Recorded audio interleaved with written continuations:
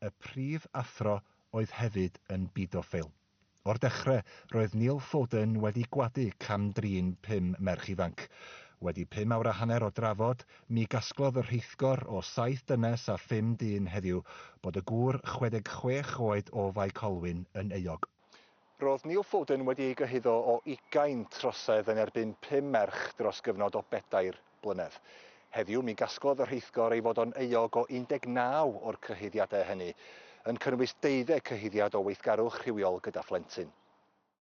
Yn ystod yr achos, mi glywodd y llys am sut yr oedd Foden wedi cael ei arestio ar ôl i ferch ddangos ei ffôn i oedolyn arall gyda negeseuon o natur rywiol rhyngddi hi a Foden. Ac ar ffôn y diffynnydd, mi ddaeth yr heddlu o hyd i luniau ohoni hi. Mi gafodd y fideo yma ei chwarae i'r llys yn dangos y ferch yn mynd i gar Foden. Mi fyddai o'n chwilio am lefydd diarffordd ac yn ei camdrin yn y cerbyd.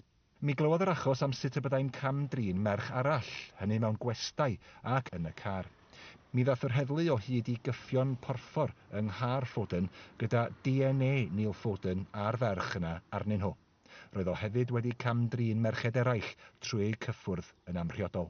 Dyn ni yn Heddlu Gogledd Cymru yn rhannu sioc yn cymunedau ac yn ffieiddio ar droseddau Foden. Fel prifathro, ddylai fe wedi bod yn gwarchodi plant, yn datblygu plant ac yn paratoi nhw am y dyfodol. Yn lle hynny, cymerodd e fantais o'i swydd fel prifathro ac cymerodd e fantais o plant a phobl ifanc bregus ar gyfer ei foddhad rhywiol ei hun. Fel pennaeth Ysgol Friars ym Mangor a phennaeth strategol dros dro ar Ysgol Dyffryn Nantlle Pen y Groes a chyfnod byr yn cefnogi Ysgol y Gader Dolgelle, roedd Foden yn brifathro blaenllaw. Ddwedodd o ddim yn ei gyfweliadau efo'r heddlu. No comment.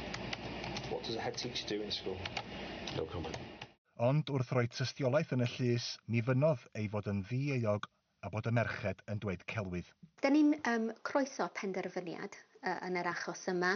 Mae'n meddyliau ni hefo'r ddioddefwyr a'r tystion sydd wedi bod trwy amser anodd, really, yn dod i'r llys a rhoi'r tystiolaeth. Ond mae'r ffaith bod nhw wedi wneud o yn meddwl bod Foden ddim yn gallu camdrin unrhyw un arall yn y dyfodol. Mi allai'r statws a'r ffaith nad ydy o'n derbyn yr hyn wnaeth o ychwanegu at ddifrifoldeb y troseddu yn ôl un sy'n arbenigo ar y gyfraith. Mae yna wahaniaeth oedran, mae yna wahaniaeth statws, mae yna wahaniaeth sefyllfa, a mae heini'n ei hun yn rhoi mantes sylweddol i'r unigolyn sydd wedi troseddu ac yn rhoi anfantes sylweddol i'r dioddefwr. Ac yn sgil hynny mae'n un rhywbeth mae yr erlyniad yn mynd i bwysleisio yna fo. Maen nhw'n sicr wedi gwneud hynny yn ystod yr achos llys. A tra mae o'n dod i'r dedfryd, maen nhw'n mynd i wneud hynny eto, a mae hynny'n mynd i gael ei adlewyrchu yn yr hyn mae y barnwr yn mynd i benderfynu cyn belled yma dedfryd yn y cwestiwn. Mi safodd Foden yn ddiemosiwn i glywed yr euog farnau.